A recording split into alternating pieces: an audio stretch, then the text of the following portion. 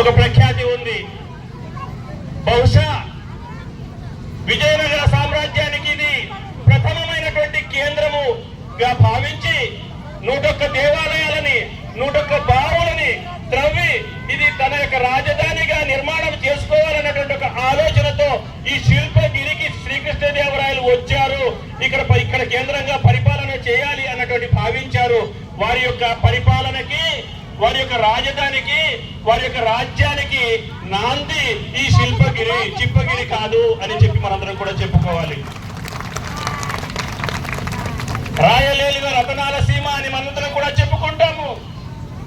కరువు కాటకాలతో అలమటిస్తున్నటువంటి ఈ యొక్క రాజ్యాన్ని ఒకప్పుడు రతనాలు అమ్ముకున్నారు. మణులు, మాణిక్యాలు, వజ్రాలు విక్రయం చేసినటువంటి విక్రయశాల ఈ రాయలసీమ, రాయల నేల అని చెప్పి మనందరం కూడా చెప్పుకోవాలి.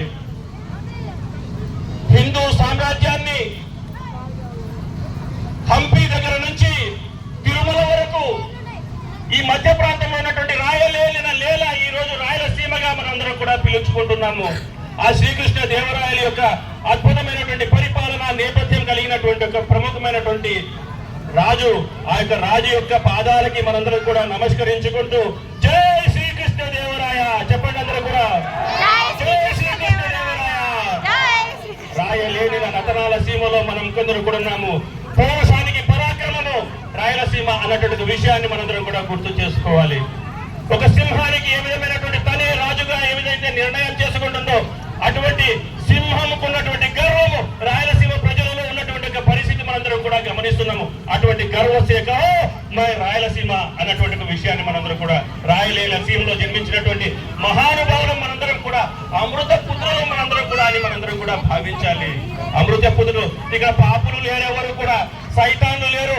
ఇక్కడ జన్మించినటువంటి ప్రతి ఒక్క వ్యక్తి కూడా, ప్రతి ఒక్క హిందువు కూడా అమృత పుత్రుడు మాత్రమే అని చెప్పి మనందరం కూడా భావించాలి. అటువంటి నేల మీద జన్మించినటువంటి మనందరం కూడా ఒక హిందూ ప్రపంచం మనందరం కూడా ఇక్కడ చూస్తున్నటువంటి ఈ యొక్క కార్యక్రమంలో మహిళలు ఉదయం నుంచి పూజ్య స్వామీజీ యొక్క రాక కోసం ఎదురు చూస్తూ ఉదయం 8-9 గంటల నుంచి ఇక్కడ వచ్చి తండోపతండాలుగా మహిళలు, పిల్లలు అందరూ కూడా వచ్చి ఎంతో ఉత్సుకతతో స్వామీజీ యొక్క ఉపన్యాసం కోసం మనందరం కూడా ఎదురు చూస్తున్నాం. తప్పకుండా మనందరికీ కూడా స్వామీజీ యొక్క ఉపన్యాసము, వారి యొక్క దివ్య సందేశము మనందరికీ కూడా అందుతుంది. అందేసే ముందు ఈ యొక్క హిందూ సమ్మేళనం ఎందుకోసం ఏర్పాటు చేశామన్నటువంటి ఉద్దేశాన్ని గురించి మనం తెలుసుకునేటువంటి ప్రయత్నం చేద్దాం. భారతదేశం మనందరికీ కూడా తెలుసు. ఉత్తరం యత్ సముద్రస్య హిమాద్రైవచ దక్షిణం తం దేవ నిర్మితం దేశం హిందుస్థానం ప్రత్యక్షతే అన్నారు. అంటే ఏమిటి? హిమాలయాలకు దక్షిణాన, హిందూ మహాసముద్రానికి ఉత్తరాన ఉన్నటువంటి మధ్యలో ఉన్నటువంటి భూభాగం ఏదైతే ఉందో దీన్ని సాక్షాత్తు దేవతలే భగవంతుడే నిర్మించాడు.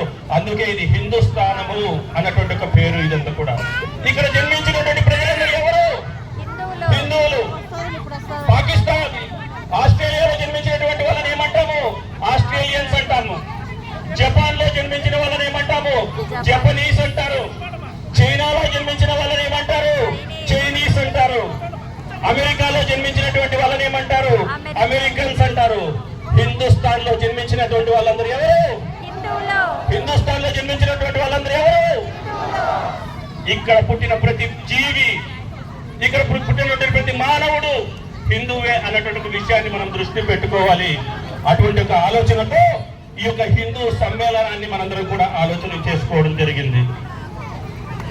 ప్రియమైనటువంటి హిందూ బంధువులారా, సుమారుగా 150 సంవత్సరాల యొక్క ప్రయత్నంలో భాగంగా 100 సంవత్సరాలలో విడిపోయినటువంటి బిందువులుగా విడిపోయినటువంటి హిందూ సమాజము ఒక్క త్రాటి మీద నిలిపించి ఈరోజు హైందవ ప్రపంచం ఈరోజు దేశం మొత్తం మీద కూడా మనందరం కూడా చూస్తున్నాము. హిందువు ఏమి అనుకుంటే అది సాధించగలిగేటువంటి ఒక శక్తిని నిర్మాణం చేసింది హిందూ సమాజము. ఈ రోజు ఒకప్పుడు హిందువు అంటే పిరికివాడు అని చెప్పినటువంటి ఒక నేల పైన హిందూ గర్వంగా చెబుతున్నాను, నేను హిందువును అన్నటువంటి స్థితికి తీసుకెళ్ళింది. అందుకే మనం ఈ రోజు చెప్తున్నాము, గర్వ సే కహో మై హిందూ హూ, గర్వ సే కహో గర్వ సే కహో. హిందువుగా ఈ నేల మీద జన్మించడం ఉన్నటువంటిది సాక్షాత్తు ఆ భగవంతుడు కూడా ఈర్ష్య చెందుతుంటాడట.